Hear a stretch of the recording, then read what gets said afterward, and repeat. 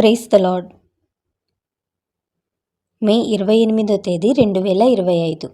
ఈరోజు దేవుని వాగ్దానము. దుర్జనులను చూచి మత్సరపడకుము, వారి సహవాసము కోరకుము.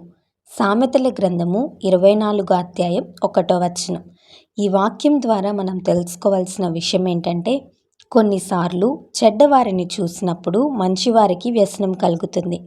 వారు చెడు పనులు చేస్తున్నప్పటికీ బాగా ఎదిగిపోతున్నారని, మేలులు పొందుతున్నారని, గొప్ప గొప్ప స్థానాలకు వెళ్ళిపోతున్నారని చాలాసార్లు వ్యసనపడుతూ ఉంటారు. ఇంత నీతిగా బ్రతుకుతున్నా మా జీవితాలు ఇలానే ఉండిపోయాయని మత్సరపడుతూ ఉంటారు. అలా వ్యసనపడద్దు. భక్తిహీనులు కాలు జారే చోట ఉన్నారని బైబిల్ చెప్తుంది కదా. వారు ఎదుగుతున్నట్లు కనిపిస్తున్నా హఠాత్తుగా నాశనం వారి మీదకి వచ్చేస్తుంది. వారు వెళ్ళేది నిత్య నరకానికి. యుగాయుగాలు వేదనకు వారు గురి కాబోతున్నారు. వారిని చూసి మనం బాధపడాలి.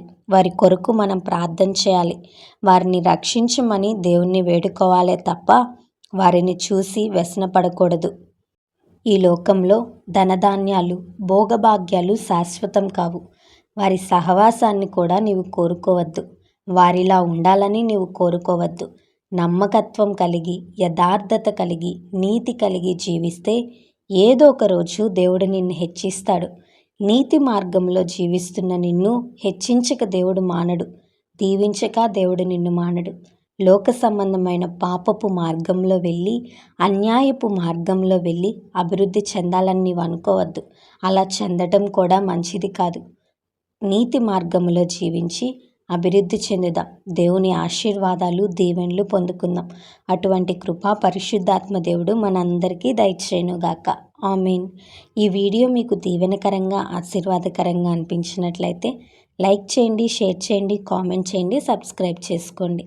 మీ ప్రార్థన అవసరతలను మాకు కామెంట్ రూపంలో తెలపండి. మీ కొరకు తప్పక ప్రార్థిస్తాం. God bless you.